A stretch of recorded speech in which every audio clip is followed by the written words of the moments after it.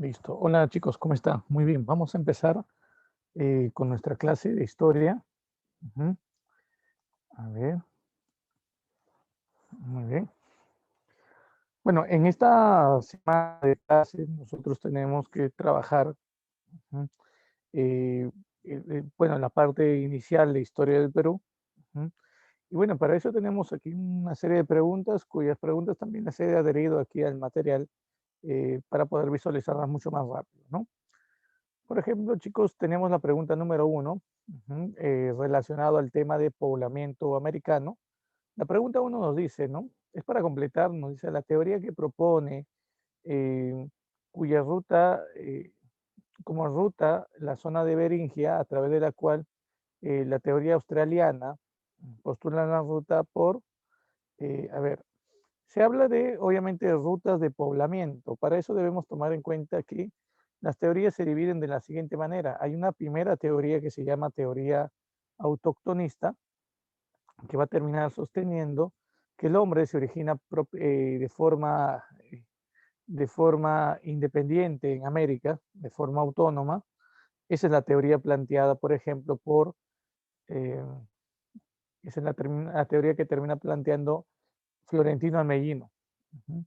Pero existen otras teorías a las cuales le llamamos nosotros teorías inmigracionistas. Por ejemplo, ujú, aquí tenemos un cuadro donde podemos observar cada una de estas teorías. Por ejemplo, vamos a tratar de abarcar de forma rápida. Miren, la teoría asiática. Esta va a ser sostenida por Alex Hadrika, este checo nacionalizado norteamericano. Señaló lo siguiente: el hombre llega a América desde la zona de Siberia, desde Asia, cruzando el estrecho de Bering, uh-huh, eh, justamente cuando se producía la última glaciación del Pleistoceno. Esa última glaciación, debemos recordar, se denominaba con el nombre de Wisconsin.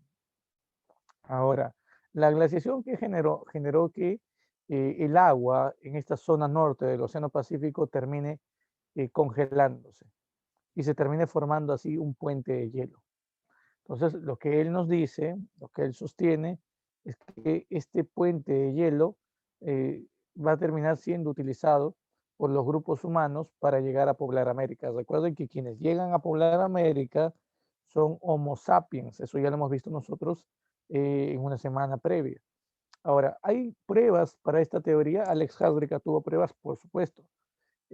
Por ejemplo, sostiene como prueba la cercanía existente entre Asia y Norteamérica, así como también sostiene, esa es una prueba de tipo geográfica, por ejemplo, pero también sostiene las semejanzas físicas que existen entre grupos humanos de América y grupos humanos de Asia. Por ejemplo, ¿qué semejanzas físicas termina sosteniendo él? Él habla, por ejemplo, del uso del cabello. Asiáticos y norteamericanos tienen el cabello liso, lacio, resistente a la cana y a la calva. Habla de los dientes, ¿no? Dientes en forma de pala, los pómulos salientes. También habla de una mancha que tienen los niños de Asia y América al momento de su nacimiento en la parte inferior de la espalda. ¿Alguno de ustedes se acuerda qué nombre recibía esa mancha? Uh-huh. Alex Hadrika, dentro de su teoría, denomina esa mancha como mancha mongólica. Recuerden que eso también en anatomía se le conoce como la mancha lumbar. Entonces, todo esto sería parte de las pruebas de la teoría asiática. Hay que señalar que esta es la teoría más aceptada, por ejemplo. Pero a pesar de que es la teoría más aceptada, chicos, recuerden que tuvo críticas. Por ejemplo, que asiáticos y americanos no compartían el mismo grupo sanguíneo, no formaban parte del mismo grupo sanguíneo, es una crítica. También, mm, por ejemplo, investigaciones actuales han demostrado que el puente de hielo que señaló Alex Fabricant nunca se formó, sino que se terminó formando un puente, ya un puente de tierra. El nivel del agua termina descendiendo en ese lugar hasta 60 metros. Eso se llama eustasia glaciar, no te olvides. Eso es un fenómeno conocido como la eustasia glaciar. Bueno, tenemos también la teoría inmigracionista oceánica de Paul Rivet. Ujú. Este personaje, por ejemplo, termina señalando de que varias migraciones procedentes de diversas zonas terminaron llegando a poblar. Hubieron varias oleadas migratorias, según él. Habían grupos humanos que llegaban desde Polinesia, habían otros grupos humanos que llegaban de Melanesia. Él no niega en ningún momento la migración asiática, pero señala que los primeros grupos humanos, las primeras migraciones que terminaron llegando a poblar América fueron procedentes de Oceanía. Estos antiguos habitantes de estos archipiélagos conocidos como Melanesia, Polinesia, eran grandes navegantes para Paul Rivet y aprovechando su habilidad en la navegación, construyeron una serie de balsas, una serie de embarcaciones que él llamaba piraguas de balancín y navegaron desde la zona de Oceanía hacia América cruzando el Océano Pacífico, apoyados por las corrientes marinas. Él señala pruebas incluso. Él habla de semejanzas, por ejemplo, de tipo culturales en relación a la migración melanésica, como por ejemplo que tanto melanesios como habitantes nativos de América elaboraban, por ejemplo, canoas, utilizaban la honda y también utilizaban el mosquitero. Ujú. También habla de semejanzas, por ejemplo, lingüísticas, pero relacionados a la migración polinésica, así como también semejanzas culturales, como por ejemplo el uso del horno, así como también el uso de la chaquitaglia. También habla de semejanzas lingüísticas en base a la migración polinésica. Hablando de que estos grupos humanos utilizaban, por ejemplo, los términos de, por ejemplo, los términos de uno que significa agua, pucará, fortaleza, por ejemplo, ¿no? Y otros términos más, como kumara, camote, ¿no? E inga, jefe. Ujú. Y bueno, chicos, vamos enviándonos por favor sus respuestas para poder ahí cotejar. Y bueno, tenemos también la teoría inmigracionista australiana. La teoría inmigracionista australiana fue sostenida por el portugués Méndez Correa. Él señalaba en su teoría que grupos procedentes de Australia, grandes navegantes, cruzaron una serie de islas hasta llegar a América. Según él, salieron de Australia, navegaron hasta Tasmania, Auckland, Macquarie, y de ahí se desviaron a la Antártida. Lograron permanecer por mucho tiempo en la Antártida, sobrevivieron ahí, soportaron el frío, muchas gracias Maite, soportaron el frío debido a que ocurrió un optimum climático. Él habla de que existió un clima óptimo que favoreció a la migración de estos grupos humanos y a su permanencia en la Antártida. Y después de esto ellos arribaron a la Tierra de Fuego, propiedad de Chile, y después a la zona de Patagonia, Argentina. Ahora, ¿tiene pruebas? Sí, hay pruebas. Por ejemplo, el uso del boomerang, ¿no? Él habla de que el boomerang es un instrumento tanto utilizado como por australianos, pero también creados por hombres nativos de Brasil de una tribu llamada Lagoa Santa. Y también señala de que hay muchos pueblos de América del Sur que pueden, ¿no? Que son capaces de soportar temperaturas bastante frías. Y él explica, ¿no? De que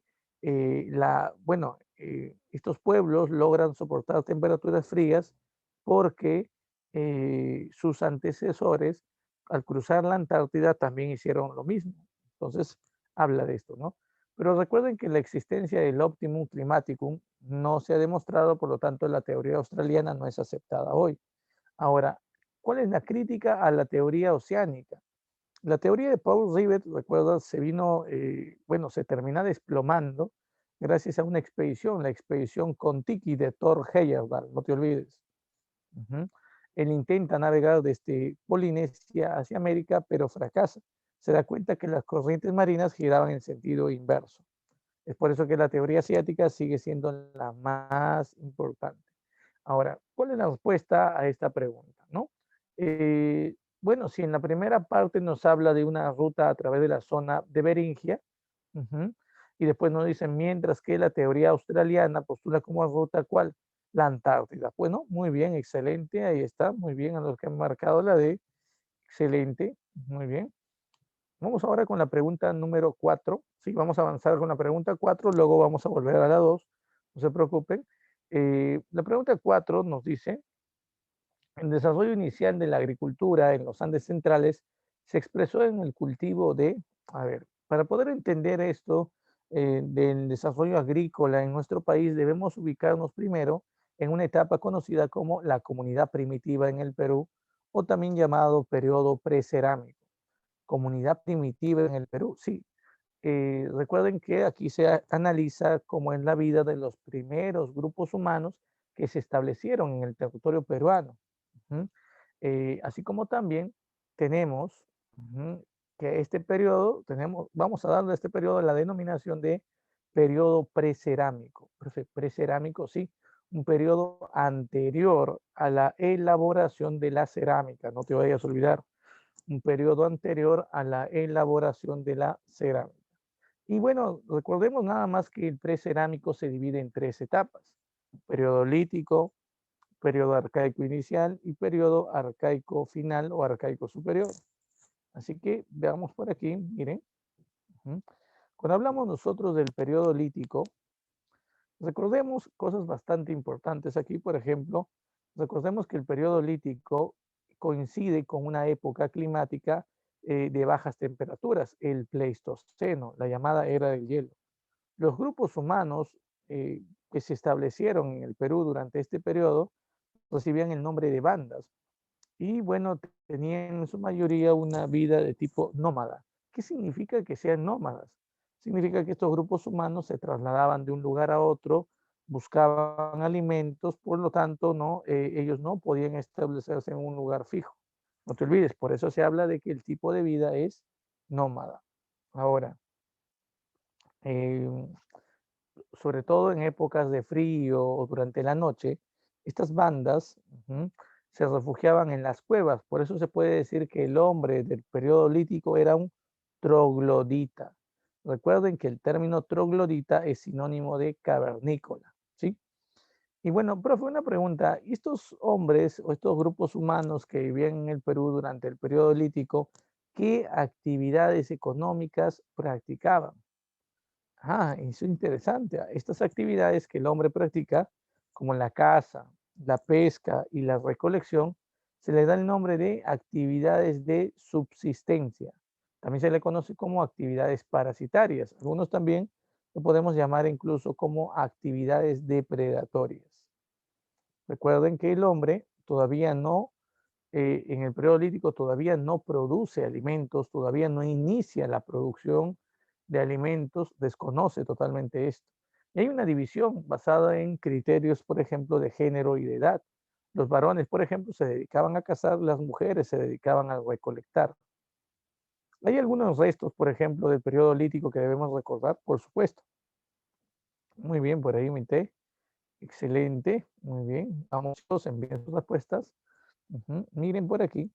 Tenemos también otros restos, como por ejemplo el hombre de Piquimachay. Piquimachay, sí, recuerden, el hombre de Piquimachay se ubica en la región de Ayacucho. Ayacucho. Profe, Piquimachay se ubica en Ayacucho, sí. Recuerden que aquí tenemos sobre todo la presencia de restos líticos muy antiguos. Aquí encontramos los restos líticos más antiguos del Perú, hasta el día de hoy confirmados. Hay otra zona, por ejemplo, llamada Tacaguay en Moquegua, donde se han encontrado restos, por ejemplo, de anchoveta, huesos de anchoveta, profe pesca, sí, así como también restos óseos de aves, piquero, pelícanos, por ejemplo. Entonces, esto es importante porque Tacaguay en la actualidad es considerado como el primer, por ejemplo, como el primer pescador del Perú. Ujú. Eh, Ahora, por otro lado, también tenemos al hombre de Chivateros. Chivateros, por ejemplo, chicos, se termina ubicando en Lima, en la zona del Valle de los Ríos Chillón. ¿Mm? Y esta zona es considerada por muchos como el primer taller lítico del Perú. Recuerden, en un taller lítico, ese tiempo se terminaba elaborando armas. Se le da esta denominación porque cerca del río Chillón se encuentra una cantera, una zona donde hay abundantes rocas, abundantes piedras, y aparentemente el grupo de hombres que habitaba cerca del río Chillón solía visitar la cantera, y obviamente seleccionaba piedras y comenzaba el tallado en la fabricación de armas. Eso es sumamente importante, no debemos olvidarnos de esto. Ahora, por otro lado, debemos también hablar del hombre de Toquepala. Profe, hombre de Toquepala, sí, por aquí tenemos, muchachos, al hombre de Toquepala. Este se ubica en Tacna, por ejemplo. Profe, Toquepala, ubicado en Tacna, sí. Recuerden, en Tacna se encuentra esto. Profe, ¿qué es esto? Este es un tipo de arte que realizaban los grupos humanos del Perú antiguo. Se denomina arte rupestre. Bueno, recuerden que en Historia Universal le llamamos también arte parietal, es lo mismo. Y aquí podemos notar algo muy importante. Veamos. Aquí podemos notar, por ejemplo, escenas de personas que están tratando de rodear a los animales, a estos auquénidos, para poder cazarlos. Aquí entonces nos damos cuenta de que el hombre de Toquepala representaba una de las actividades económicas que él desarrollaba, la cacería. Nos damos cuenta de que la cacería, vemos la imagen, es una actividad de tipo colectiva, por ejemplo, una actividad grupal. Este tipo de cacería, que consiste en rodear a los auquénidos y luego seleccionar qué auquénidos dar muerte y qué auquénidos dejarlos vivos, se le conoce con el nombre de chacu. Hasta el día de hoy se practica en la zona andina del Perú la actividad del chaco o chacu. No se olvides, aquí está. Ujú. Recuerda que cada vez que se encuentra imágenes, ¿no?, de pinturas rupestres, eso nos da la idea de que los grupos humanos de ese tiempo tenían un pensamiento o tenían ideas mágico religiosas, no te vayas a olvidar. Posiblemente el hombre de Toquepala realizaba estas pinturas buscando propiciar la cacería, es decir, incentivar la cacería. Entonces es importante tomarlo en cuenta esto. Por otro lado, tenemos también al hombre de Paiján. Paiján, sí, el hombre de Paiján se ubica en La Libertad, se ubicó en La Libertad. Recuerden que aquí destaca sobre todo la presencia de los restos humanos más antiguos del Perú. En Paiján se ha descubierto los restos humanos, restos óseos humanos más antiguos del Perú. Dos cuerpos, el de un varón, muchacho, adolescente, y el de una mujer adulta, asociados a restos de pescado. Pescado, sí, recuerden esto, es muy importante tomar en cuenta esto. Y junto a los cuerpos se encontró un pedúnculo. Profe, ¿qué cosa es esto? Es una punta de flecha, miren aquí, es una punta de flecha, una punta de piedra tipo flecha de esta siguiente manera. Esto se adhería a un palo y se convertía en una lanza. Entonces ahí podemos darnos cuenta de que se podía desarrollar esto. La pesca con lanza, no te olvides, eso se llama técnica de lanceo. Importante tomar en cuenta esto. Y bueno, por otro lado, debemos también tomar en cuenta nosotros lo siguiente. En la zona de La Libertad, muchachos, ¿no?, es el lugar donde se ha hallado Paiján y se han encontrado estos restos. Ahora, en Huánuco, Lauricocha, también se han encontrado aquí esqueletos. Pero aquí no se han encontrado dos cuerpos, sino se encontraron 11 individuos. Uno de ellos tenía incluso un cráneo deformado. Y junto a estos individuos se encontró restos óseos y también se ha encontrado esto. Profe, ¿qué es esto? Este es un dibujo elaborado a partir de lo que se encuentra en la pared de la cueva de Lauricocha. Nos podemos dar cuenta aquí, entonces, que se plasma la actividad de qué? De la cacería. Son también pinturas rupestres. Entonces, ten cuidado, no hay estos que te pregunten en qué zonas del Perú se descubrieron pinturas rupestres. No te olvides, Tacna, Toquepala, Huánuco, Lauricocha, donde se encontraron restos óseos humanos en La Libertad, Paiján, y en Huánuco, Lauricocha. Por eso es importante. Recuerden que un periodo posterior al periodo lítico se denominó arcaico inferior, el arcaico inferior. Y durante el arcaico inferior, ¿no?, debemos señalar, por ejemplo, que se inició la producción agrícola que nos están preguntando aquí. Sí, durante el arcaico inferior se inició la producción agrícola. Ese inicio de la producción agrícola, recuerda, se le conoce también como horticultura, ¿verdad? Sí, así se le conoce también como horticultura. Y en el periodo arcaico inferior, eso lo vamos a ver ahora un poquito más ampliado, se han encontrado grandes personajes, como por ejemplo el hombre de Nanchó, que es el horticultor más antiguo, el hombre de Guitarrero, otro horticultor, el hombre de Chilca, el hombre de Santo Domingo, son horticultores muy importantes. Justamente la pregunta 4 nos dice, ¿no? ¿Cuáles son los cultivos, ¿no?, iniciales domesticados en el Perú en ese tiempo? Profe, no dice Perú, ¿cómo que no? Dice Andes centrales. Profe, pero eso no es Perú, ¿cómo que no? Los Andes centrales es un sinónimo que comúnmente se utiliza para referirse al territorio peruano, no se olviden. Muy bien, chicos, entonces en base a esto, ¿me puedes decir cuál es la respuesta aquí? A ver, ¿cuál termina siendo la respuesta? Vamos, vamos, vamos.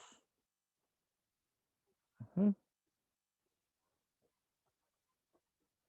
Muy bien, por aquí me han enviado muy bien algunos.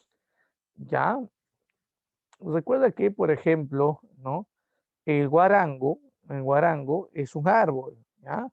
El molle también. La papa y el maíz no puede ser. ¿Por qué, profe? Porque la papa y el maíz se domestican recién en un periodo llamado el formativo.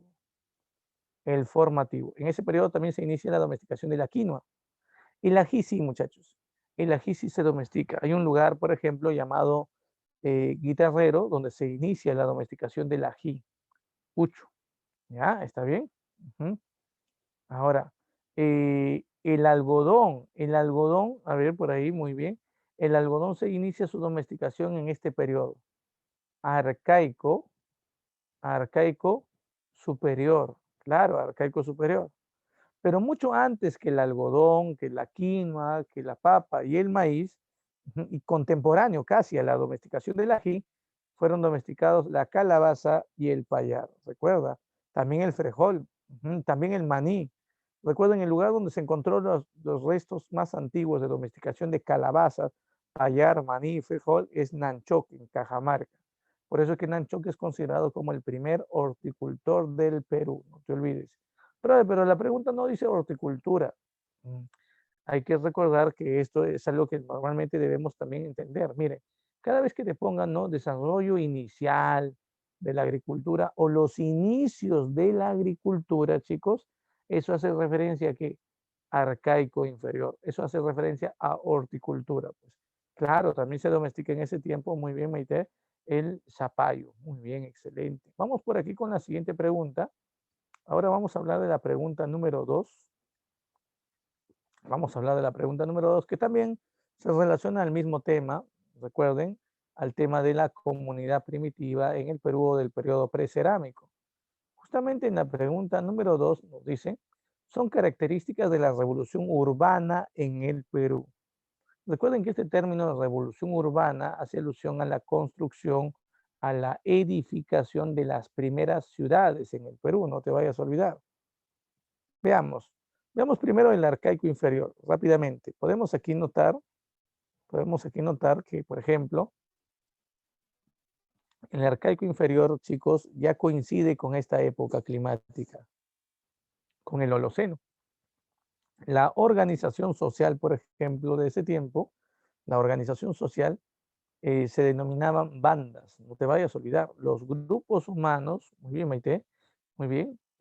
Los grupos humanos de este tiempo se denominan como bandas. No te vayas a olvidar de esto. Ujú. Sí, siguen llamándose bandas, igual que en el periodo lítico, pero el tipo de vida de estas bandas ha cambiado.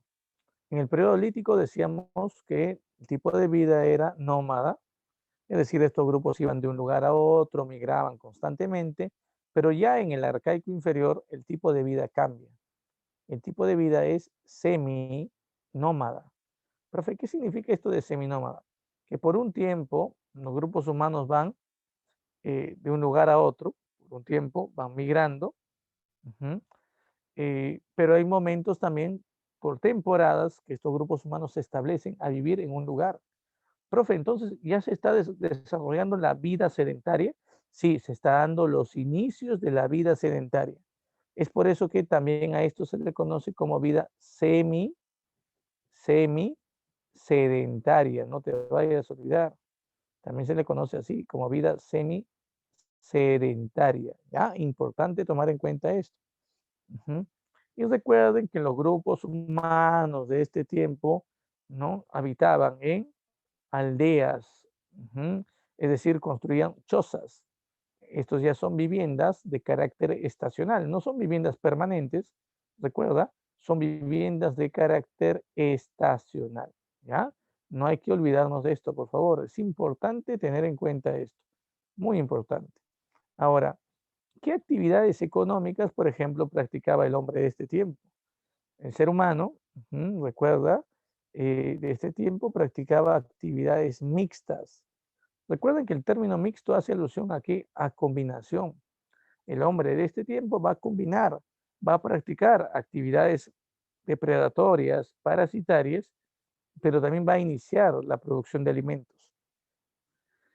Entonces, podemos decir que en el periodo arcaico inferior el hombre seguía cazando, sí, seguía recolectando también, pero además iniciaba nuevas actividades vinculadas a la producción de alimentos, como por ejemplo la domesticación de animales, la crianza de animales se inicia en esta etapa, así como también la domesticación de plantas. Recuerden que al inicio de la domesticación o la producción de plantas se le conoce con el nombre de horticultura, no te vayas a olvidar. Esto no es llamado agricultura, esto se conoce como horticultura, es el antecedente, ¿no? Ujú. Y bueno, tenemos algunos restos aquí importantes. Por ejemplo, tenemos al hombre de Nanchoc, el hombre de Nanchoc ubicado en Cajamarca, importante, ¿no? ¿Y por qué es importante? Porque domesticó, por ejemplo, esto, la calabaza. Ujú. La calabaza hasta el día de hoy es el alimento más antiguo en ser domesticado. También debemos recordar, por ejemplo, al hombre de Guitarrero. El hombre de Guitarrero, ubicado en Ancash, se convierte en un gran horticultor. Y ya les he dicho, ¿no? Sinanchoc domesticó calabaza, payar, frejol y maní. Guitarrero domestica payar, frejol y ají. Ají. Ahí está. Importante, ¿verdad? Aquí tenemos, por ejemplo, una imagen que nos hace alusión a que, ¿qué es esto, profe? Esto es una reconstrucción de una aldea, una de las primeras aldeas del Perú. Por cierto, las aldeas más antiguas se ubican en la costa. Y uno de estos lugares, por ejemplo, viene a ser Santo Domingo. No hay que olvidarnos del el hombre de Santo Domingo.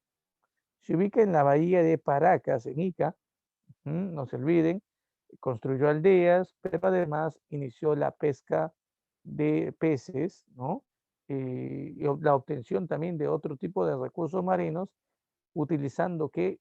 Redes. No te vayas a olvidar, las redes de pescar van a facilitar la actividad, ¿no? Van a facilitarle, por ejemplo, al hombre de Santo Domingo la obtención de una gran cantidad de alimentos. No te vayas a olvidar. Eso es importantísimo, debemos tomarlo en cuenta. Y bueno, por otro lado también tenemos al hombre de Chilca, pues. Profe, Chilca, ¿sí? Recuerden que el hombre de Chilca se termina ubicando en la zona sur de Lima, no te vayas a olvidar. Sí, recuerden, en Chilca se ha encontrado, por ejemplo, lo siguiente, miren en la imagen, se ha encontrado esto. Profe, ¿qué es esto? La presencia de aldeas, viviendas semicónicas. Y no solamente viviendas semicónicas, sino que se ha encontrado estos indicios de qué, profe? Indicios de la domesticación del perro. El primer animal domesticado en el Perú, por ejemplo, fue Chilca. No te vayas a olvidar. Sí, el primer animal domesticado en el Perú fue Chilca. Bueno, fue el perro y fue uno domesticado aquí en Chilca. Hay otros animales también domesticados en esta etapa, por supuesto, por ejemplo el cuy. ¿El cuy dónde se domestica? Aquí en Piquimachay. Ujú. Acuérdate que en el periodo lítico ya hemos hablado de un lugar llamado Piquimachay, es el mismo lugar, solo que aquí se encuentra, recuerda, se encuentran dos etapas. En el mismo lugar hay dos zonas distintas de poblamiento. Hay un momento en el cual se termina estableciendo el hombre de Piquimachay y es simplemente un cazador, un recolector, y aquí tenemos a Piquimachay 2, donde vemos ya que el grupo humano, el hombre de este tiempo, domestica el cuy. Pues. También tenemos al hombre de Telarmachay, ubicado en Junín, que es el primer domesticador de auquénidos. Él, por ejemplo, se dedicó a la crianza de llamas y alpacas. Él se dedicó a la crianza de llamas y alpacas. Además, aquí encontramos también hornos de piedra con restos de alimentos. Posiblemente el hombre de Tlalmachay ya se dedicaba también a ¿qué? A la elaboración de la pachamanca, no te vayas a olvidar. Así como también encontramos, por ejemplo, nosotros, ¿no? Restos de dos mujeres, sí, restos de mujeres, así como también restos de un niño. Ujú. Bueno, la pregunta número 2 que tenemos por aquí, ujú, nos dice, ¿no? Son características de la revolución urbana en el Perú. Recuerden que el inicio de la construcción, por ejemplo, de ciudades en el Perú, el inicio de la construcción de ciudades está relacionado sobre todo no al arcaico inferior, sino al arcaico superior. Ahí se inicia, ¿no? Esta construcción de las primeras ciudades, así como también la construcción de templos. No te vayas a olvidar, no solamente se va a construir ciudades, sino también templos. Nos están preguntando cuál es la verdad aquí. Mire, dice uno, a ver, la masificación de la cerámica, ya, el inicio de la construcción de la tradición en U, y también por aquí nos pone, ¿no? Templos como Caral en la costa. A ver, a ver. Profe, una pregunta, ¿cuál es la respuesta aquí? La respuesta sería la alternativa C. Sí, recuerden que el inicio de la revolución urbana en el Perú está sobre todo vinculado al periodo, no solamente al periodo arcaico superior, sino también al periodo formativo. Y en el periodo formativo ya se va a iniciar el empleo de un patrón de construcción de templos, que es la construcción de templos en forma de U, o en forma de C. Son templos que van a tener esta característica. Son templos que van a tener la característica de ser construidos con una plaza circular en centro, dos rampas a ambos lados y una pirámide trunca aquí escalonada en el centro, siempre orientados al este. Por eso se llama esto tradición en forma de U o templos en forma de U. ¿Ya? Entonces es importante tomar en cuenta esto.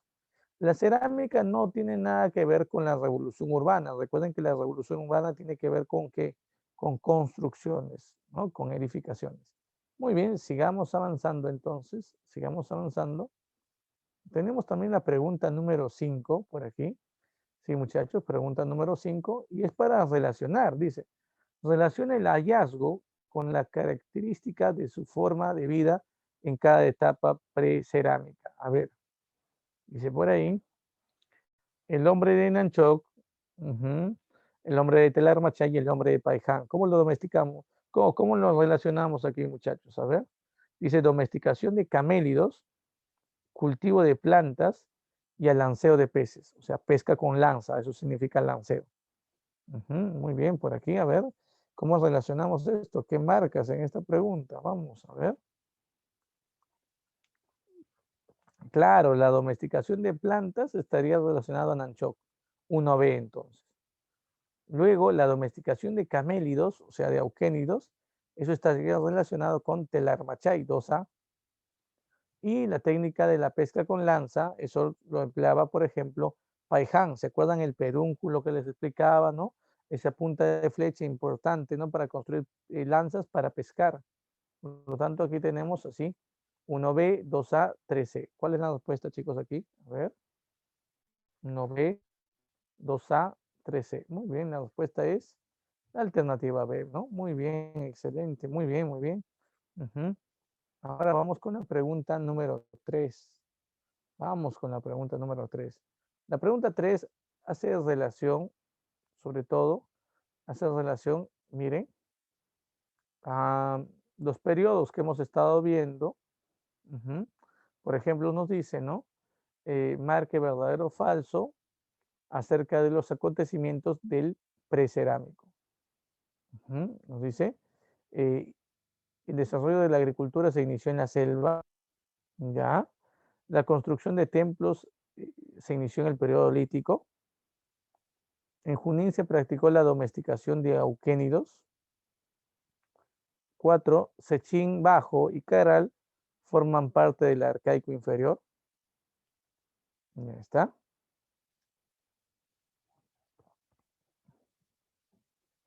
A ver, vayan pensando y vayan enviando su respuesta. Mientras tanto, vamos a avanzar con una de las culturas. Vamos a trabajar la cultura chavín, a ver por aquí. Y bueno, recuerden que hablar de Chavín, por ejemplo, es hablar de una de las principales culturas del Perú. Recuerden que Chavín pertenece a un periodo llamado el Horizonte Temprano. Ujú. Algunos también denominan a esta etapa como el periodo formativo, no te vayas a olvidar, periodo formativo. Ujú. Recuerda, Chavín se ubica en Ancash, en el Callejón de Conchucos. Profe, Callejón de Conchucos, sí, recuerda, se termina ubicando en el Callejón de Conchucos, en el valle de un río llamado Mosna, no te vayas a olvidar. Ujú. Y la importancia de Chavín es que es considerada la primera cultura, la primera sociedad peruana de tipo pan-andina o pan-peruana. El término pan, recuerden que significa todo. Entonces, por lo tanto, ¿qué significa el término pan-andina? Que esa cultura, por ejemplo, eh, que esa cultura eh, abarcó todo o gran parte del territorio peruano, es decir, abarcó costa, parte de la costa, zona andina, la sierra y también la selva o la Amazonía. Ujú. Si nos damos cuenta, miren por aquí, Chavín se expandió desde Piura, Piura por el norte, también Cajamarca por el norte, ¿hasta dónde, profe? Hasta Ica y Ayacucho por el sur, no te vayas a olvidar. Hasta Ica y Ayacucho por el sur. ¿Ah? Importante tomar en cuenta eso. Uh-huh. Por otro lado, debemos también tomar en cuenta lo siguiente. Mira, el punto número 2, que habla del descubridor. Descubridor, sí, recuerda esto, recuerda. Uh-huh. Tenemos por aquí a Julio César Tello. Julio César Tello. Él, por ejemplo, es, recuerden, es el descubridor de la cultura chavín. Y Tello bueno, denomina a la cultura chavín como la cultura matriz porque para él, ¿no?, la cultura chavín es la cultura más antigua del Perú, no te vayas a olvidar, es la cultura más antigua del Perú. Ahora, por otro lado, debemos también tomar en cuenta lo siguiente. Miren, punto número 3, la economía. Recuerden esto, es importante, recuerden esto, la principal actividad económica de la cultura chavín es la agricultura. De la mayoría de culturas, su principal actividad económica es la agricultura. Solo hay algunas excepciones, como por ejemplo, ¿qué cultura, profesor? Tiahuanaco, Tiahuanaco, la cultura aymara o los reinos aymaras. Estas dos culturas, por ejemplo, tuvieron como principal actividad económica la ganadería. Y la cultura chincha, chincha, profe, sí, cuya principal actividad económica fue el comercio. No te vayas a olvidar de esto, el comercio. Las demás, todas, ¿no? Las demás tuvieron como principal actividad económica la agricultura. En el caso de Chavín, el desarrollo agrícola fue posible gracias a la construcción de canales de regadío, no te vayas a olvidar, gracias a la construcción de canales de regadío. Bueno, por otro lado, debemos también tomar en cuenta nosotros, ¿no? El punto número 4, el gobierno. Entonces, el gobierno, sí, recuerden que Chavín, la cultura Chavín ejerció un gobierno teocrático. Entonces, gobierno teocrático, sí. ¿Qué significa esto de gobierno teocrático? Significa un gobierno controlado por sacerdotes. Recuerden que los sacerdotes Chavín, aparte de ser sacerdotes, eran astrónomos. Observaban las estrellas, recuerden, e iban dándose cuenta en base a la ubicación de las estrellas en el firmamento, se daban cuenta, por ejemplo, eh, en qué época empezaban los periodos de lluvia y en qué época, por ejemplo, empezaba el periodo de sequía. Y así ellos lograban controlar a la población, porque les hacían creer, muchachos, les hacían creer, por ejemplo, que ellos, por ejemplo, eran capaces, ¿no? Que ellos eran capaces de controlar, ¿no?, los cambios climáticos, porque tenían la capacidad de hablar con su Dios, no te vayas a olvidar. ¿Ya? No te vayas a olvidar de esto, por favor. Importante tener en cuenta aquí. Y bueno, también tenemos la arquitectura. Pues la arquitectura, sí, recuerda, cuando hablamos de arquitectura, estamos hablando, por ejemplo, nosotros de, hay un centro ceremonial que es el más importante, que es el templo de Chavín de Huántar, ¿no?, que se ubica en el callejón de Conchucos, cerca al valle del río Mosna. Y bueno, ese templo se divide en dos zonas, templo viejo y templo nuevo. En el templo viejo, por ejemplo, es muy común encontrar el lanzón monolítico, mientras que en el templo nuevo se encuentra la estela de Raimondi. Ahora vamos a conocer esto. Si hablamos de la cerámica, Chavín tiene esta característica dominantemente monócroma, utiliza colores como el plomo, el gris, y representa a través de un diseño en alto y bajo relieve la figura de su dios, no te vayas a olvidar, de su dios felino. Por otro lado, debemos también tomar en cuenta la religión. Religión, sí, recuerda por aquí, cuando hablamos de religión, eh, aquí destaca el jaguar, no te vayas a olvidar, ¿sí? Jaguar, o también el felino. El dios principal de Chavín es el dios jaguar o dios felino. A este dios también, recuerdo, se le conoce como dios sonriente. No te vayas a olvidar de esto. Importante tener en cuenta esto. Ahora, por otro lado, debemos también señalar, ¿no?, que hay un dios secundario al que ellos adoran. Es el dios Huiracocha. Y si nos preguntan en qué arte destacó más Chavín, la respuesta es la litoescultura. Miren, por aquí tenemos la cerámica. Ahí está la forma. Recuerden, la base plana, el cuerpo globular, el haz estribo y el pico gollete. Ahora, miren por aquí, tenemos también la cabeza clava, ¿no?, que es una pieza esencial de la litoescultura. Tenemos por aquí el lanzón monolítico. Recuerden que aquí se encuentra representado el dios sonriente. Tenemos, por ejemplo, también el obelisco Tello y la estela de Raimondi. En el obelisco Tello hay un dios, el dios Caimán, y en la estela de Raimondi tenemos al dios Huiracocha. Ya, al dios Huiracocha. Ahora, el llamado dios de los báculos también. ¿Qué pasó con Chavín? ¿Cómo es que desaparece esta cultura, chicos? Lo que hizo fuerte a Chavín fue su religión, y lo que termina también debilitando a Chavín es la falta de exactitud en la predicción hecha por los sacerdotes. Como ellos fallan en sus predicciones climáticas, la gente empieza a desconfiar de ellos y también empieza a desconfiar de los dioses, no te vayas a olvidar. Y bueno, tenemos por aquí la pregunta número 3, dice, marque verdadero o falso acerca de los acontecimientos del precerámico. Uno dice, desarrollo de la agricultura se inició en la selva. 2, la construcción de templos se inició en el Lítico. 3, en Junín se practicó la domesticación de euquénidos. 4, Sechín Bajo y Caral fueron parte del arcaico inferior. Ahí está. ¿Qué marcamos aquí? Todas son falsas, muchachos, excepto una. Sí, la premisa 3 es verdadera, las demás son falsas. Recuerden que la agricultura se inicia primero en la costa, no en la selva. Los templos recién aparecen en el arcaico superior, no en el periodo lítico. Y bueno, Caral y Sechín Bajo no pertenecen al arcaico inferior. Sechín al formativo y Caral al arcaico superior. Ahí está. Por eso es que aquí la respuesta es la A, ¿no? Muy bien. Sigamos por aquí. Tenemos otro tema. La pregunta número 6, por ejemplo, hace alusión, nos dice, la iconografía de Moche presente en su cerámica permite concluir que tuvo un régimen político que se identifica mejor con, o sea, ¿qué tipo de gobierno tenía la cultura Moche? Nos están preguntando.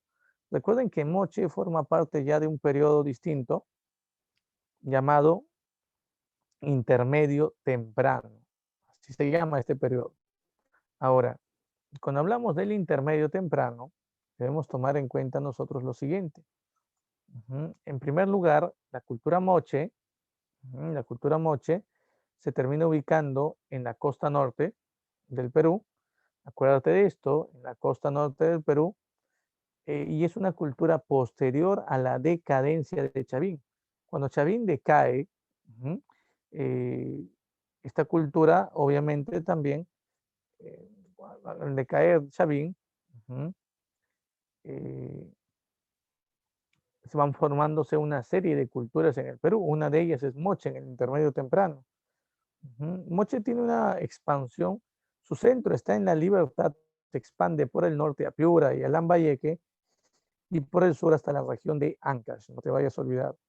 Y bueno, cuando hablamos, por ejemplo, nosotros del periodo, cuando hablamos del periodo de desarrollo cultural, por ejemplo, tenemos nosotros, la cultura moche se terminó desarrollando, no te olvides, la cultura moche se termina desarrollando, chicos, en una etapa conocida como intermedio temprano. Ese es el nombre que le da John Rowe, el arqueólogo norteamericano, pero el arqueólogo Luis Guillermo Lumbreras, que es un arqueólogo peruano, también denomina esta etapa como desarrollos regionales, o también a esta etapa se le conoce como el periodo de los grandes maestros artesanos. Eso es una denominación que hace un arqueólogo norteamericano llamado Junior Beer, señalando que en este periodo la cerámica del Perú llegó a su mayor nivel de esplendor. No hay otra etapa donde la cerámica en el Perú haya tenido tanta belleza y tanta calidad de elaboración como en este. ¿Y cuáles son las cerámicas más hermosas del Perú? La de la cultura moche y la de la cultura nazca, no se olviden. Bueno, recordemos que el descubridor, por ejemplo, de la cultura moche es el arqueólogo alemán Max Uhle. Moche, como ya les dije, moche y la mayoría de culturas tuvieron como principal actividad económica la agricultura. Si analizamos un poco el territorio moche, veamos por aquí el mapa, tenemos aquí un mapa, nos damos cuenta de que los moche, por ejemplo, fueron favorecidos. Miren aquí la cantidad de ríos que tenían. Al haber varios ríos, hay varios valles, por lo tanto hay varias zonas agrícolas. Un territorio bastante bueno en ese sentido. Pero aquí hay algo muy importante que debemos tomar en cuenta. Profe, ¿qué cosa? Estos valles, ¿ya? Estos valles, muchachos, por ejemplo,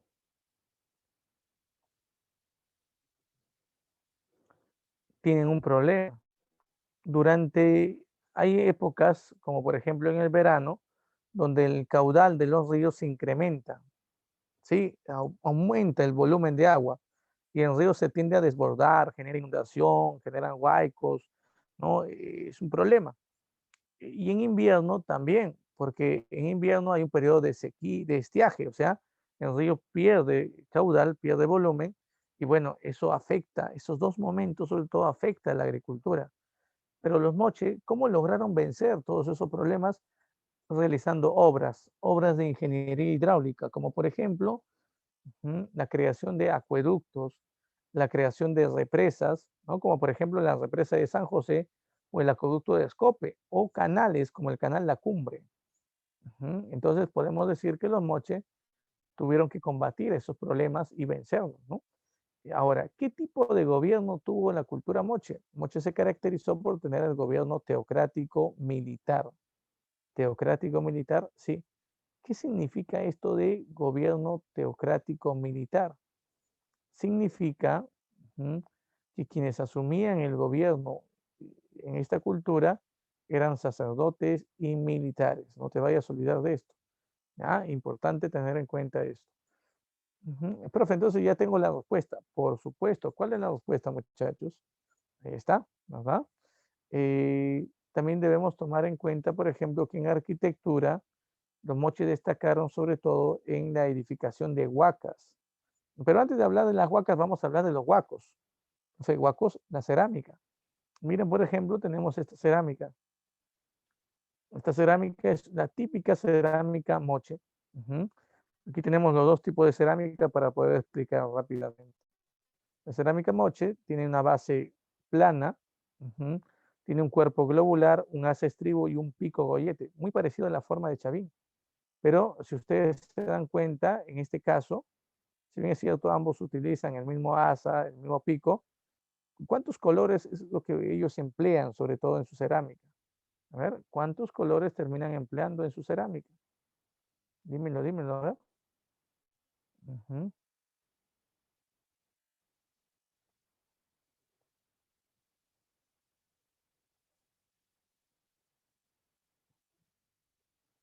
Dos, claro, es una cerámica bícroma.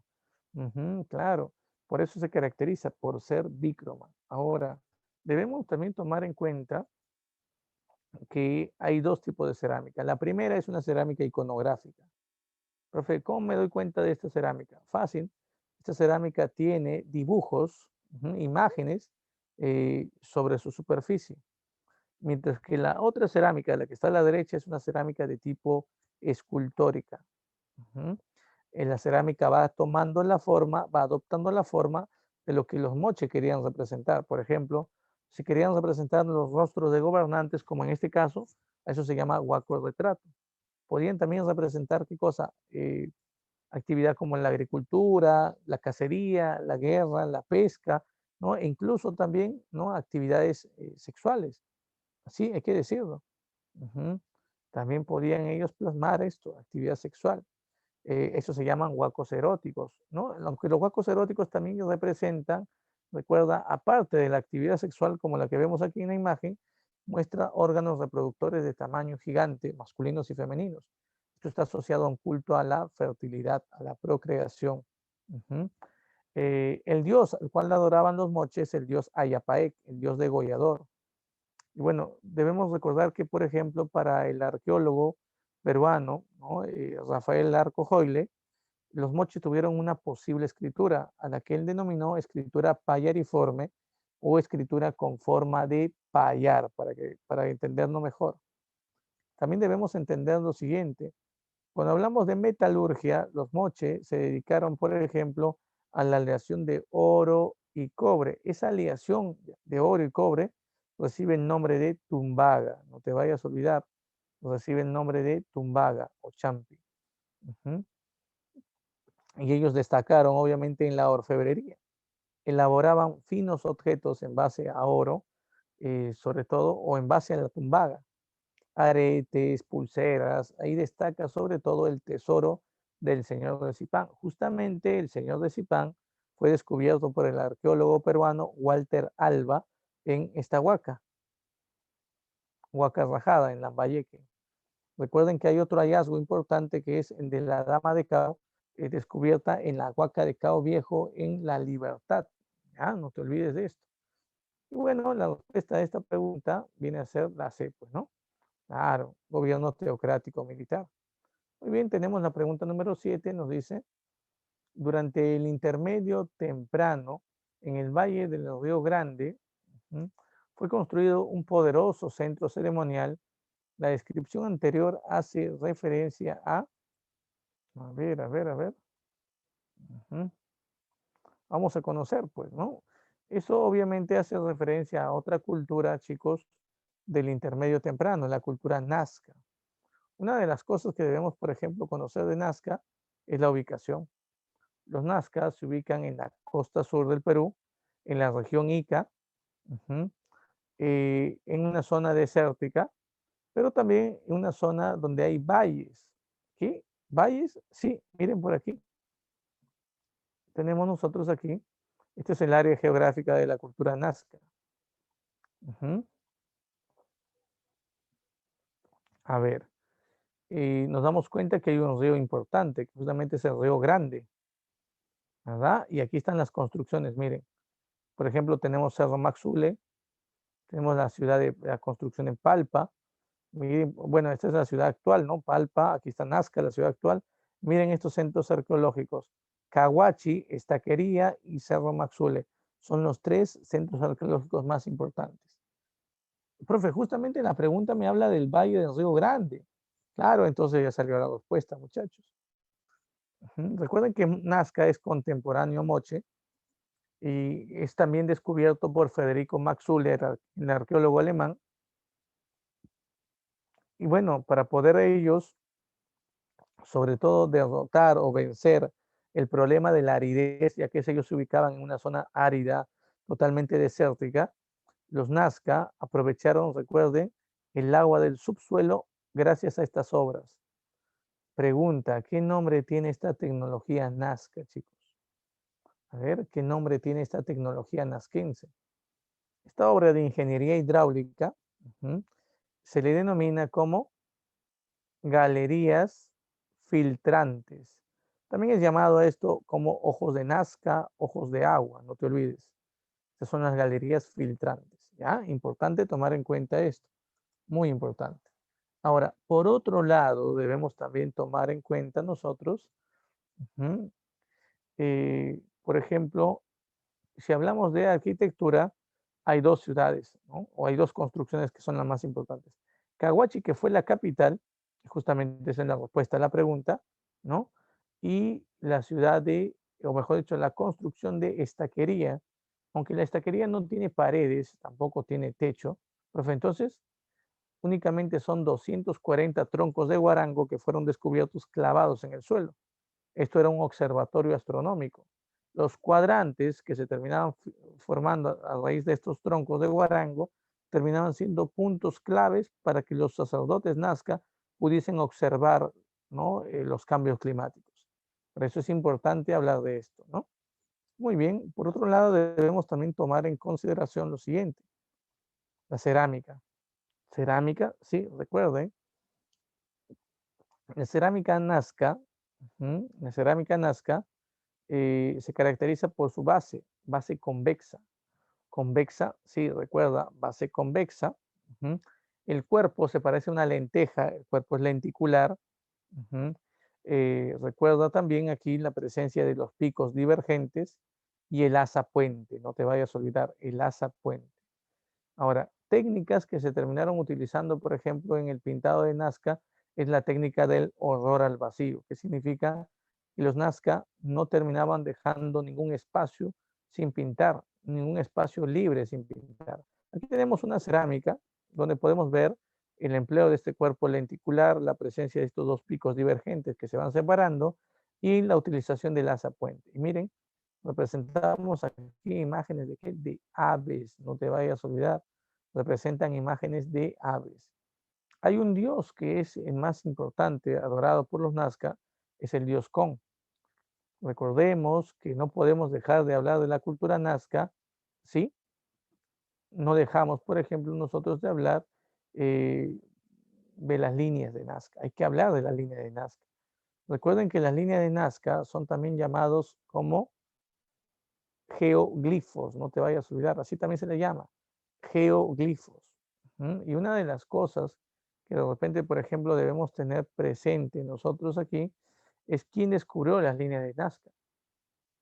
Max Ulle descubre la cultura Nazca, pero ¿quién descubre las líneas de Nazca? Toribio Mejía Sexpe, su descubridor. Hay varios estudiosos, Paul Cosot, o quien dijo que era un calendario astronómico, María Reitz, por ejemplo, ¿no? Quien confirmó que era un calendario astronómico, y María Rostorovsky, historiadora peruana, señaló que era un lugar de culto al agua. No te vayas a olvidar, culto al agua. Entonces, por aquí en la pregunta número 7, la respuesta es la C, pues, ¿no? Y bueno, tenemos también la pregunta número 8, chicos. Nos dice,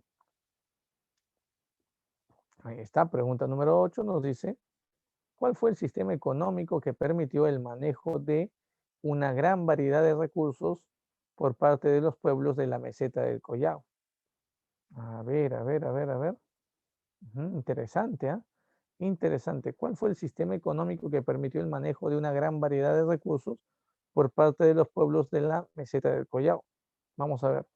Estamos en el periodo del Horizonte Medio. En este periodo hay dos culturas importantes que debemos recordar, la cultura tiahuanaco y la cultura wari. La cultura tiahuanaco se ubica en la meseta del Collao. Ah, profe, ¿tiene que ver con Tiahuanaco? Sí, tiene que ver con Tiahuanaco, porque recuerden, la meseta del Collao se ubica en el altiplano peruano-boliviano, no te olvides. Sí, esta zona se ubica alrededor del lago Titicaca, no te vayas a olvidar. Sí, se ubica en la zona alrededor del lago Titicaca. El descubridor de esta cultura fue Pedro Cieza de León, cronista, cronista y soldado español. Y en su crónica él va describiendo lo que él termina encontrando en su expedición, no te vayas a olvidar. Ahora, hay otra cosa que debemos, por ejemplo, tener presente aquí. Es importante tener presente cuál es la principal actividad económica de Tiahuanaco. Si te viene eso en el examen es fácil, muchachos, recuerden, ya hemos señalado de que no todas las culturas del Perú antiguo tuvieron como principal actividad económica la agricultura. Hay excepciones. Tiahuanaco es una de estas excepciones. Por ejemplo, la actividad más importante para ellos es la ganadería. Aunque lograron desarrollar la agricultura gracias a la creación de los guaru guaru o camellones. Era un sistema de chacras elevadas que durante el día absorbía el agua que se encontraba en la parte inferior de estas chacras, absorbía el calor en forma, ¿no? Y en la noche lo liberaba en forma de vapor.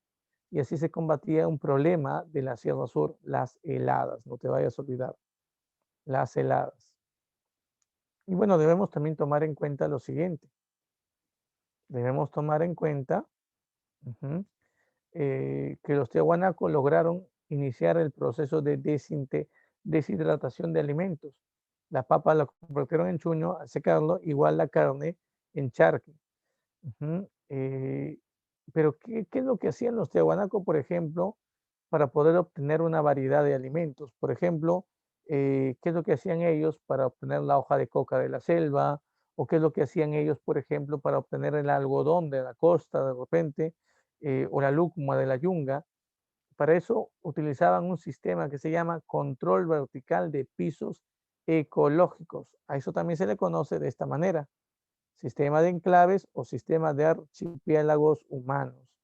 ¿En qué consistía? En enviar personas de su pueblo a poblar distintos pisos altitudinales y que ellos se dediquen, por ejemplo, a cultivar alimentos en esos lugares. Una vez que ellos lograban cultivar los alimentos, ¿no? Estos productos eran centralizados al territorio de Tiahuanaco. Es decir, si enviabas, por ejemplo, un grupo de personas a Ica y sembraban algodón, al final ellos se dedicaban de, una vez obtenido el algodón, de trasladar el algodón hacia la zona de la meseta del Collao. Recuerden, así ellos lograron una variedad de productos, conseguir una variedad de productos sin intermediarios. ¿Ya? Importante tener en cuenta esto entonces. Y bueno, también recuerden que el gobierno fue similar al de Moche y al de Nazca, un gobierno teocrático militar. Destacaron en el tallado en piedra sus construcciones, por ejemplo, incluso estaban hechos en base a este material, la piedra. Debemos, por ejemplo, señalar por ejemplo, nosotros el empleo de la cerámica. Cerámica, sí. Recuerden que la cerámica tiahuanaco, sobre todo, destaca en la elaboración de vasos ceremoniales, los llamados queros, para beber chicha de jora, utilizados por los sacerdotes en celebraciones de culto a su dios. ¿Cuál es el dios de Tiahuanaco? El dios Huiracocha. Ya, no se olviden de esto. Así como también destaca el empleo de los pebeteros o los saumerios, que son unos recipientes con boca mucho más ancha y que se utilizaban también con fines religiosos. Recuerda esto. Bueno, la litoscultura es el arte en donde ellos más destacaron, pero a pesar de que destacaron en el tallado en piedra, recuerda que esta cultura, por ejemplo, em, no va a destacar más que Chavín en el tallado en piedra, no te vayas a olvidar. ¿Ya? Eso es importantísimo tenerlo en cuenta. Muy bien. Por otro lado, debemos también señalar lo siguiente. A ver, miren por aquí, debemos destacar lo siguiente. La cultura Wari, muchachos, es una cultura, por ejemplo, que se desarrolló durante el Horizonte Medio. Es una cultura panandina, es la segunda cultura panandina después de Chavín. Fue descubierto por lumbreras, la actividad principal de ellos fue la agricultura, y hay que recordar que ellos, por ejemplo, para poder desarrollar la agricultura a gran escala, realizaron esto: la construcción de chacras escalonadas en las laderas de las montañas, Estas chacras escalonadas recibían el nombre de andenes. Andenes, no se vayan a olvidar de esto, la presencia de andenes. Y bueno, debemos también tomar en consideración nosotros el tipo de gobierno. Para el descubridor que fue Lumbreras, los Wari se convirtieron en el primer imperio de la historia del Perú, el primer imperio panandino. O sea, un imperio que logró unir territorios de costa, sierra y selva. A eso se refiere con imperio panandino. Ahora, es muy importante, chicos, es muy importante, por ejemplo, decirte que hay una diferencia entre un estado panandino y un imperio panandino. Por ejemplo, Chavín es una cultura, es un estado panandino, pero no es un imperio panandino, porque ¿qué es lo que se define como imperio? Imperio es aquella cultura que somete por la fuerza, somete militarmente a otros pueblos. A eso se llama imperio. En el caso de Wari, recuerden, Wari en su proceso de expansión fue sometiendo a otras culturas. Recuerden que Wari surge de la síntesis siguiente. A ver, hay tres culturas que van a dar origen a Wari. Wari empieza con esto. Empieza siendo una pequeña cultura llamada Huarpa, una cultura yacuchana. Huarpa, al aumentar la población en Huarpa, ante el incremento demográfico, los Huarpa impulsaron ¿qué cosa? Campañas militares. Sí, Huarpa inicia una campaña militar de expansión. Y en su expansión conquistan, por ejemplo, a la cultura Lima, conquistan a los Nazca, conquistan a los Moche, por ejemplo. Pero Huarpa recibió influencias de otras dos culturas para poder constituir el gran imperio Wari. Wari surge de la síntesis de la influencia de Huarpa, Nazca y Tiahuanaco, no te olvides. ¿Qué aporte terminó brindando, por ejemplo, Nazca para la formación de Wari? Nazca termina aportando, Nazca termina aportando el modelo urbanístico. Hemos visto en una pregunta anterior cómo la capital Nazca, Cahuachi, se constituyó una de las ciudades más importantes en el Valle del Río Grande. Pues los Wari van a imitar la forma de construcción de Cahuachi y van a terminar prácticamente difundiendo este patrón urbanístico. Es importante esto porque en el territorio Wari, a lo largo de todo el territorio Wari, van a construirse en total 52 ciudades. Esas ciudades se les llama cabeceras de región, no te vayas a olvidar. Ya, no te vayas a olvidar de esto. Se termina edificando ciudades cabeceras de región, no te vayas a olvidar de esto.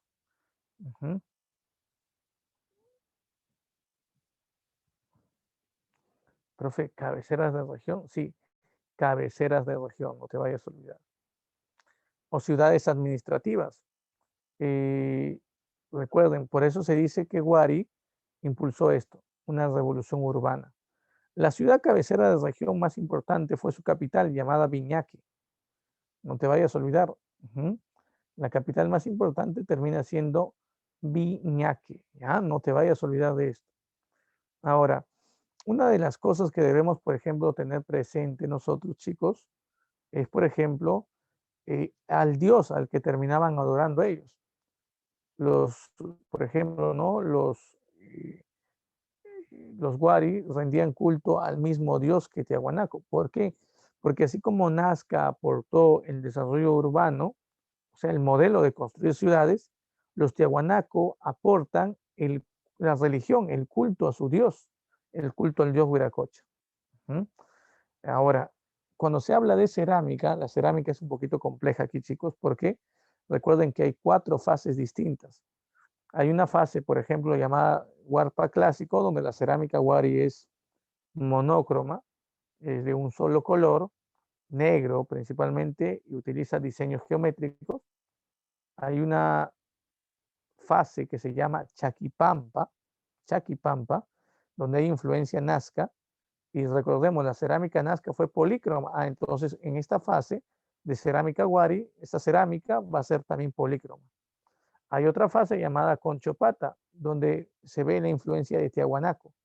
Los Tiahuanaco construyeron vasos queros, por ejemplo. En esa fase se va a ver reflejado la construcción de vasos queros. Pero los Tiahuanacos creían en Dios Huiracocha. Por eso es que en la fase de cerámica Conchopata de Huari también se va a elaborar vasijas que representen la imagen del Dios Huiracocha. Ahí está la influencia, entonces. Pero si por ahí te preguntan cuál es el nombre de las fases de cerámica Huari de tipo imperial, esa fase se llama Robles Moco. Es la fase de cerámica imperial Huari, no te olvides. Ahí está. Muy bien, por aquí tenemos lo siguiente, chicos, miren. Los Huari caen producto de la rebelión de varias provincias en contra de la capital y la invasión de pueblos extranjeros como los Yaros de Junín y los Chancas de Andahuaylas, Apurímac. Muy bien, por aquí tenemos entonces la pregunta 8 y nos dice, ¿no? ¿Cuál es el sistema económico que permitió obtener una gran variedad de recursos a los pueblos de la meseta del Collao? Ahora, aquí debemos marcar nosotros, chicos, el sistema de archipiélagos humanos, o sea, el control vertical de pisos ecológicos. Esto le permitió a los tiahuanacos poder obtener una variedad, una gran variedad de alimentos. Si hubiera de repente una alternativa que dijera camellones, ¿no? Eso sí sería, por ejemplo, un buen distractor, ¿no? Pero hay que tener cuidado, hay que tener cuidado. Profe, una pregunta, ¿y qué son los huachaques? Los huachaques son chacras hundidas, recuerden, esto es así, son chacras hundidas, y en la parte húmeda sembraban, por ejemplo, totora. ¿Eso qué cultura lo hizo? La cultura chimú. Chimú. Y justamente vamos a hablar ahora, vamos a hablar de estas culturas que surgieron a raíz de la caída de Huari. Al caer Huari, el Perú empieza a desarrollar un periodo llamado intermedio tardío. Intermedio tardío.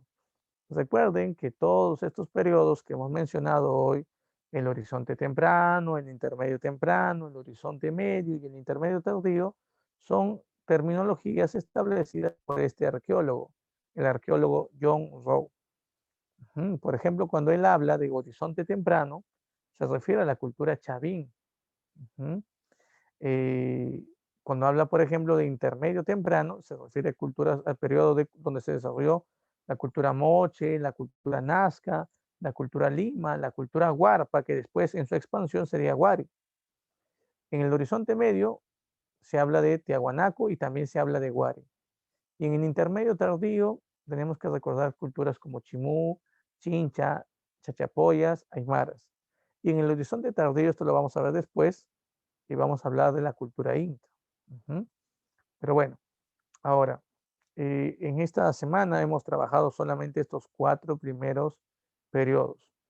La pregunta número 9, por ejemplo, nos dice, en el campo artístico técnico, en la costa norte prehispánica, o sea, antes de la llegada de los españoles, se identifica notablemente con la, a ver, ¿con qué se identifica?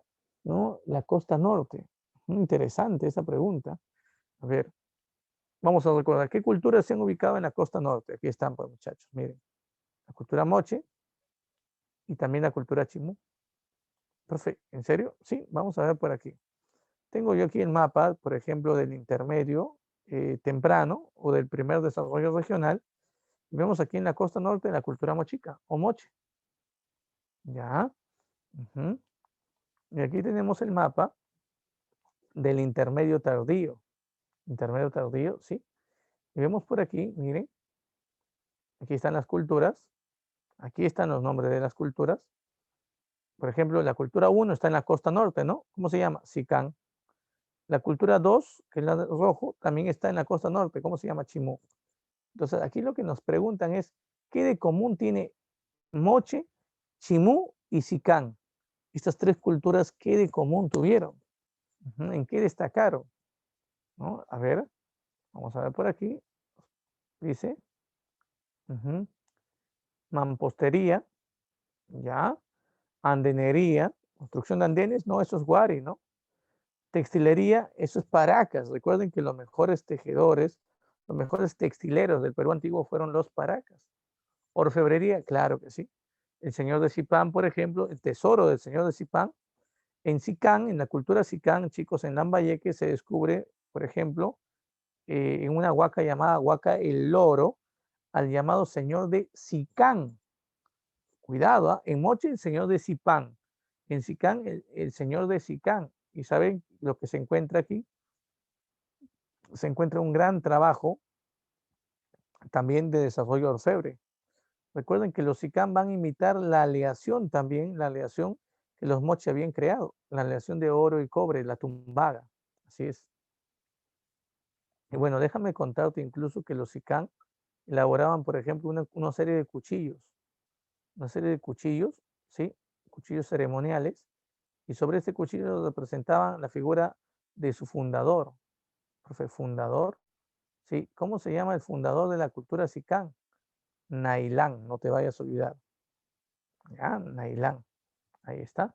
Los Chimú, ¿qué hicieron? O vemos por aquí en el mapa, podemos ver la zona de color rojo, la zona 2. Los, los Chimú se expandieron y conquistaron a los Sicán. Y al conquistar a los Sicán, adoptaron, copiaron, imitaron el desarrollo orfebre. Por eso que Chimú también es una cultura que producía tumis, elaboraba máscaras funerarias, brazaletes, collares, pulseras, y también obviamente lograron esta aleación de oro y cobre llamada tumbaga. Por lo tanto, en la pregunta 9, la respuesta es, la pregunta 9, la respuesta vendría a ser, ¿no? Orfebrería. Ahí está la orfebrería.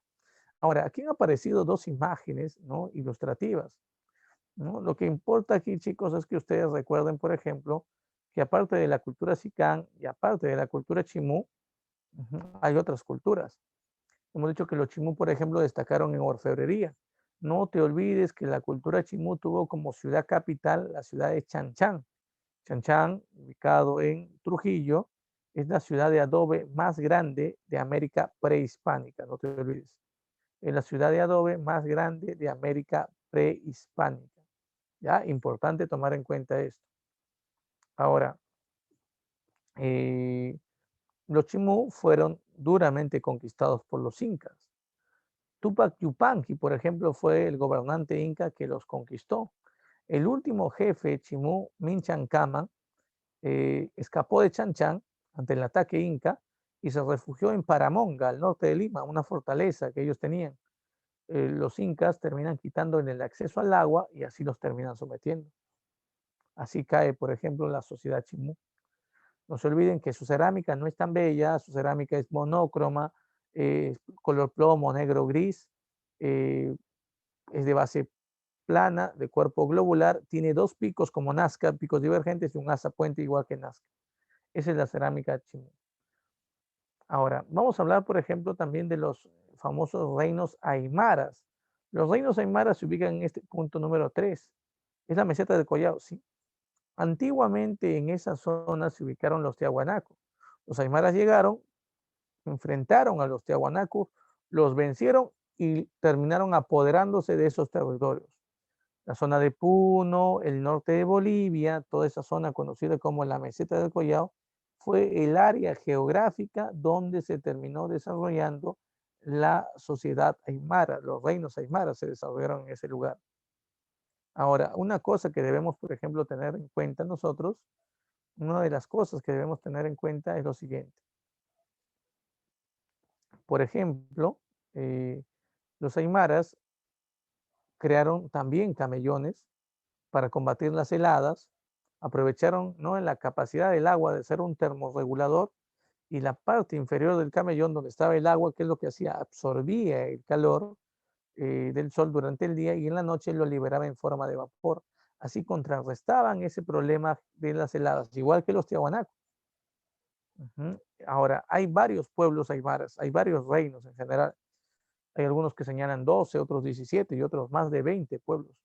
Los más importantes son dos, los Collas, que tuvieron como ciudad capital la ciudad de Hatuncoya, y los Lupacas, que tuvieron como capital la ciudad de Chucuito. Ahora, hay unas tumbas especiales que tuvieron los aymaras, que son estas. Estas son esas tumbas que tienen el aspecto, la forma cilíndrica. Por aquí podemos ver. A estas tumbas cilíndricas se les conoce como chulpas.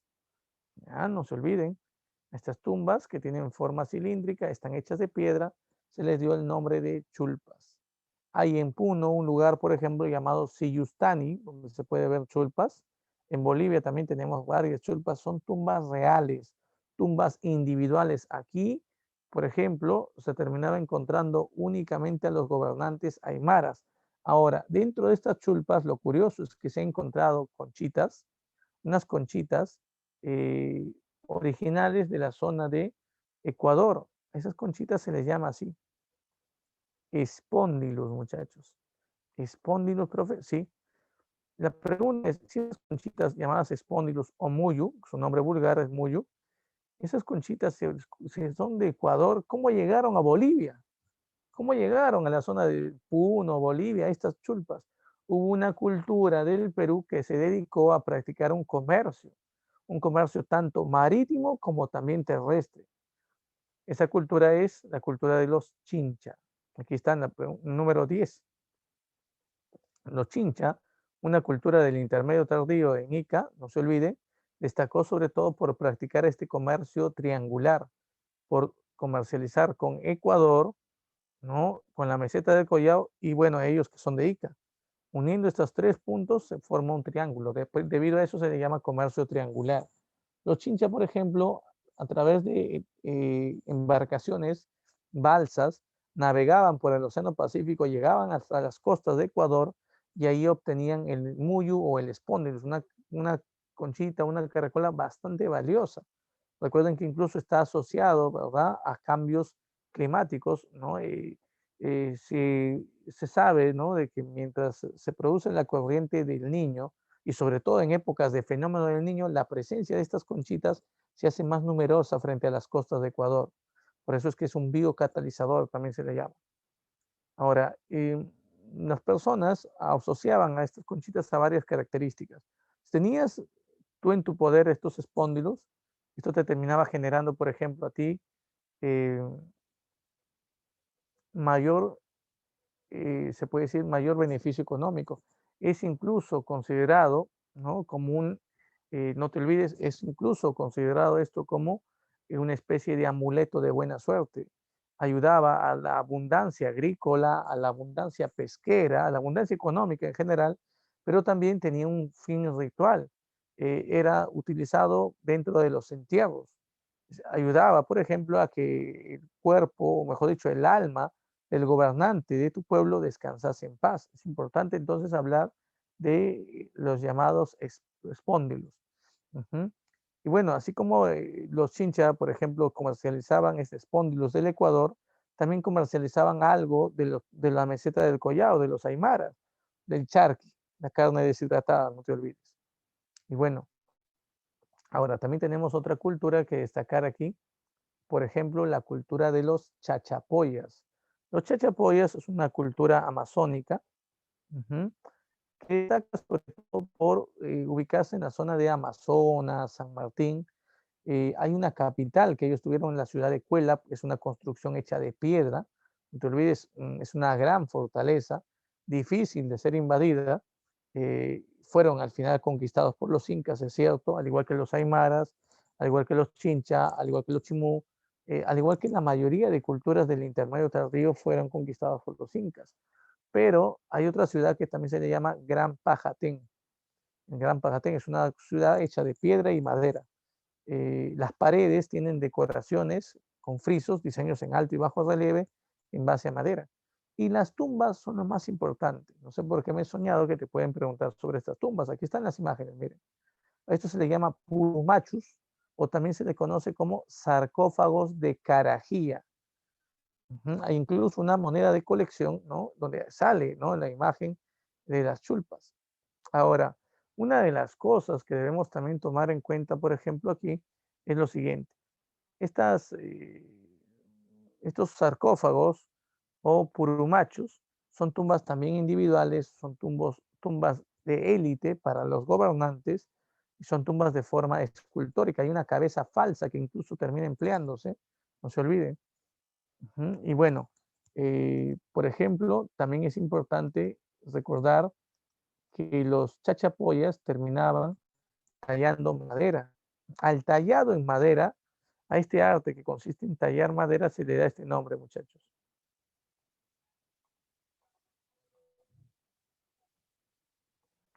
Silografía, no te vayas a olvidar.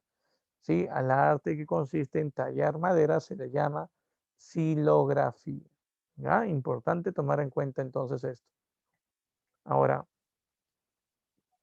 por ejemplo, cuando nosotros hablamos de la silografía, chicos, la silografía no solamente lo practican los chachapoyas, también lo practicaron los chimú, pero la cultura que más destacó en hacer tallados en madera fueron los chincha. Ellos hacían, por ejemplo, finos remos donde tallaban figuras antropomorfas, o sea, con forma humana. Es importante tomar en cuenta esto. Y bueno, también hay otras culturas, por ejemplo, los huancas, que se ubicaron en la zona del Valle del Mantaro, en lo que hoy es Junín, que también fueron conquistados por los incas, y los chancas, una cultura ubicada en la zona de Apurímac, Andahuaylas, no te vayas a olvidar, que se expandieron incluso a Huancavelica y Ayacucho, incluso quisieron los huancas, disculpen, los chancas conquistar a los incas, conquistar el Cusco, pero fueron derrotados en la batalla de Yaguarpampa por el líder inca Cusi Yupanqui y su ejército. Curiosamente, este Cusi Yupanqui, tras vencer a los chancas, asumió el cargo de inca con el nombre de Pachacute, ¿sí? Y él es el que inicia el imperio inca y las grandes conquistas, ¿no? Pero bueno, de él vamos a hablar nosotros la siguiente semana. Muy bien, tenemos por aquí entonces la pregunta número 10. Dice, las construcciones funerarias del intermedio tardío ubicadas en la meseta del Collao recibían el nombre de, a ver, ¿qué marcas aquí? A ver, ¿cuál es la respuesta a esta pregunta? A ver, le damos el nombre de tapiales, ¿no? Los tapiales, recuerden, es un método para construir ciudades utilizada por los chincha, donde se utilizaba sobre todo bloques grandes de adobe para agilizar la construcción.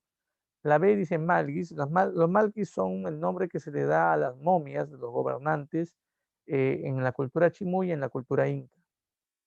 Tumbas necrópolis, bueno, no, eso es de la cultura paracas, ¿no? Purumachos es de los chachapoyas, es esto, ¿no? Porque eso es en Amazonía. Aquí la respuesta tiene que ser la E, chulpas, chicos. Claro, las chulpas que son tumbas cilíndricas de piedra, aquí están, ubicadas en la meseta del Collao. Y bueno, así es como terminamos, muchachos, nuestra clase del día de hoy. Si tienen alguna pregunta, alguna consulta, háganla, por favor. A ver. Y bueno, si no, muchas gracias, ¿no? Y ya nos vemos en una siguiente clase.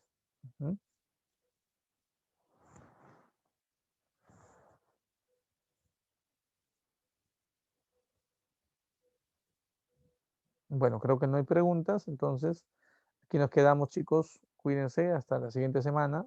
Hasta luego. Chao, Jesús, nos vemos. Un abrazo. Cuídate. Muchas gracias, profe. Cuídese usted también.